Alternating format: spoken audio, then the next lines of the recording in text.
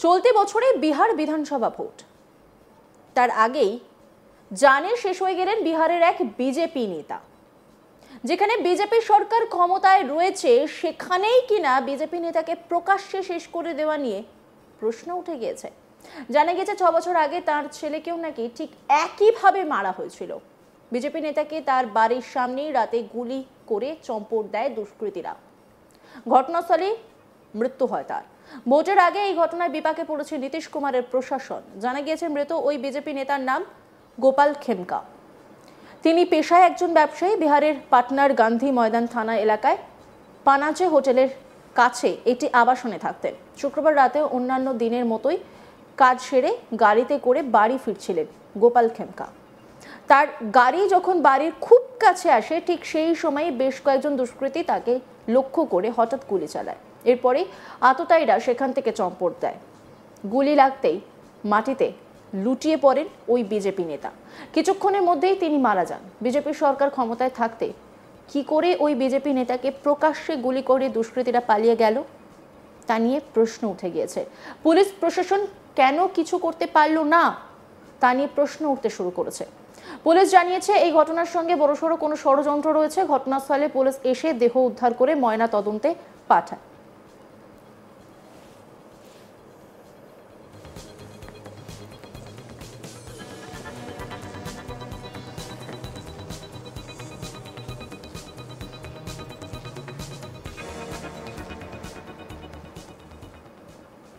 এই ঘটনার পর শুরু হয়েছে রাজনৈতিক উত্তেজনা। বিজেপি নেতা গোপাল খেমকার মৃত্যুতে বিহারে জনসুরাজ পার্টির প্রধান প্রশান্ত কিশোর জানান, লালু ইয়াদবের জঙ্গল রাজ এবং নীতিশ কুমারের শাসনের মধ্যে কোনো পার্থক্য নেই। লালু ইয়াদবের শাসনকালে অপরাধীদের তাণ্ডব ছিল আর নীতিশ কুমারের আমলে আধিকারিকদের তাণ্ডব চলছে। আগে যে ধরনের দুর্নীতি এবং আইন শৃঙ্খলা পরিস্থিতি ছিল তা এখনো রয়েছে। পাটনায় এত বিশিষ্ট ব্যবসায়ীকে গুলি করে শেষ করে দেওয়া হয়, কোনো ব্যবস্থাই নেওয়া হলো না। প্রশান্ত কিশোর তিনি ঠিক কি বলেছেন শুনবো। गोपाल खेमका जी का जो कल जो हत्या उनकी हुई है, पिछले 2-2.5 वर्षों से जब मैं पैदल चल रहा हूं तो मैं ये कह रहा हूं कि लालू जी के राज में, जंगल राज में और नीतीश के राज में कोई फर्क नहीं है। फर्क बस इतना ही है कि लालू जी के राज में अपराधियों का तांडव था और नीतीश के राज में अधिकारियों का तांडव है। जनता की हालत जितनी बदहाली उस समय थी उतनी ही बदहाली आज भी है।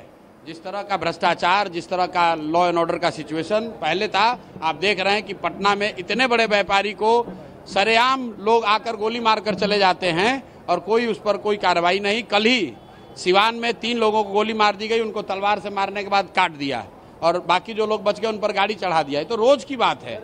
और जो लॉ एंड ऑर्डर की स्थिति है वो दिनों दिन और खराब होगी, क्योंकि नीतीश कुमार का इकबाल खत्म हो गया है। जैसे लालू जी के राज में अपराधी जो था वो किसी से नहीं डरता था, उसी तरह नीतीश के राज में भी इनके जो अधिकारी हैं वो किसी से नहीं डरते हैं। उनको कोई चिंता नहीं है कि बिहार की जनता नीचे भुगत रही है, भुगते।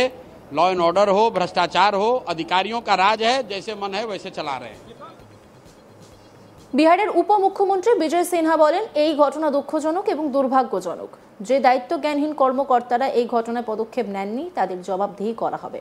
বুলডোজার দিয়ে ব্যবস্থা নেওয়া হবে, সম্পত্তি বাজেয়াপ্ত করা হবে এবং আমরা ক্ষতিগ্রস্ত পরিবারকে ক্ষতিপূরণ দেওয়ার বিষয়ে মুখ্যমন্ত্রীর সঙ্গে আলোচনা করব।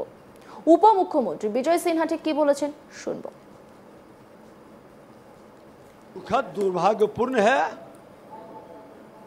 और जो महाजंगल राज कर रहे हैं, ये जंगल राज वाले लोग गुंडा राज तब्दील करने का जो मनसा पाले हैं, मुख्यमंत्री स्वयं संज्ञान ले रहे हैं, एक्शन होगा। और उस जंगल राज में पलने बढ़ने वाले भ्रष्ट पदाधिकारियों पर भी नजर है, जिसकी लापरवाही उदासीनता से इस तरह की घटना घटित हो रहा है, उसको चिन्हित करके कार्रवाई करने की जरूरत है। भ्रष्ट पदाधिकारी भी कुछ ऐसे मानसिकता के गैर जिम्मेदार लापरवाह लोग जो घटना के बाद त्वरित कार्रवाई नहीं किए हैं, उन लोगों पर सरकार संज्ञान लेगी। उनका संज्ञान सरकार जांच कर रही है, उच्च स्तरीय पदाधिकारी भी जांच करेंगे। निश्चित तौर पर बुलडोजर चलेगा, इनकाउंटर भी होगा, संपत्ति भी जब्त होगी और पीड़ित परिवार को मुआवजा का भी सरकार से हम लोग विचार करेंगे। मुख्यमंत्री से हम लोग इस पर निश्चित तौर पर मिलेंगे। এই ঘটনায় জেডিইউ নেতা শ্যাম রজক বলেন, তিনি আমাদের পরিবারের সদস্যের মতন ছিলেন। আমাদের ৪৫ বছর ধরে সম্পর্ক। এটা বেশ অবাক করার মতো যে তার মতো মানুষের শত্রু হতে পারে। তার কারোর সঙ্গে কোনো বিরোধ ছিল না। শ্যাম রজক তিনি কি বলছেন শুনবো। हमारा पारिवारिक सदस्य के रूप में था। 40-45 साल से हमारा संबंध रहा है। हमारी पत्नी, उनकी पत्नी, वो, हम, हमारा पूरा ससुराल परिवार, सब लोग के साथ एक सौहार्द। हम लोग ऐसा व्यक्ति सिर्फ व्यवसाय के रूप में नहीं लिया जा सकता है। वो एक बड़ा समाज सेवी, कोई उसका दुश्मन होगा ये भी आश्चर्य लगता है। किन लोगों के कारण उनकी हत्या हुई अपने आप में एक चिंता का विषय है, क्योंकि किसी से झगड़ा नहीं, हर लोगों से बातचीत करना, प्यार करना, लोगों को मदद ही करना। ऐसे व्यक्ति का यहाँ पर हत्या होना अपने आप में एक प्रश्न खड़ा होता है। थाना में उनके पुत्र का भी है। हाजीपुर में उनके पुत्र की हत्या हुई थी, फैक्ट्री के बाहर। वो भी जा ही रहे थे, उसी समय हुआ था। क्या लगता है कि दोनों की हत्या एक ही आदमी साथ? अब ये हम तो जांच का विषय तो पुलिस बताएगी या जांच करनी चाहिए, हम तो इस पर कुछ नहीं करेंगे। এই ঘটনায় পাটনার পুলিশ সুপার জানান, 4 জুলাই রাত 11টার দিকে আমরা খবর পাই যে গান্ধী ময়দানের দক্ষিণ এলাকার ব্যবসায়ী গোপাল খেমকাকে গুলি করে শেষ করা হয়েছে। ঘটনার তদন্ত চলছে। দীক্ষা পুলিশ সুপার তিনি কি বলছেন শুনবো। 4 तारीख की रात में 11 बजे के आसपास गांधी मैदान के साउथ एरिया में यह सूचना मिली है कि अपार्टमेंट के सामने जो बिजनेसमैन है गोपाल खेमका जी, उनको चोट लगने से, गोली लगने से मृत्यु हो गई है। जैसे इसकी सूचना पुलिस को मिली है हॉस्पिटल में, तो वहाँ पे पुलिस पहुँच गई थी। यहाँ पे सीन को सिक्योर किया गया है और बाकी की जांच पड़ताल की जा रही है। कैमरा से इत्यादि खंगाले जा रहे हैं। बाकी की कार्रवाई आगे की जाएगी। घटना से कितनी गोली मिली? एक गोली और एक खोखा बरामद हुआ है, जिसको विधिवत जब्त किया जा रहा है।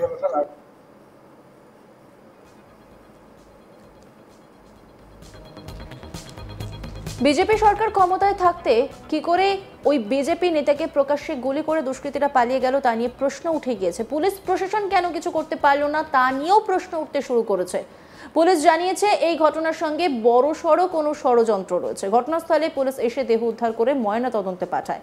এই ঘটনার পর রাজনৈতিক চাপানোতর শুরু হয়েছে। বিজেপি নেতা গোপাল খেমকার মৃত্যুতে বিহারের জনসুরেজ পার্টির প্রধান প্রশান্ত কিশোর জানান, লালু যাদবের জঙ্গলরাজ এবং নীতিশ কুমারের শাসনের মধ্যে কোনো পার্থক্য নেই। লালু যাদবের শাসনকালে অপরাধীদের তাণ্ডব ছিল, আর নীতিশ কুমারের আমলে আধিকারিকদের তাণ্ডব চলছে। আগে যে ধরনের দুর্নীতি এবং আইন শৃঙ্খলা পরিস্থিতি ছিল তা এখনো রয়েছে।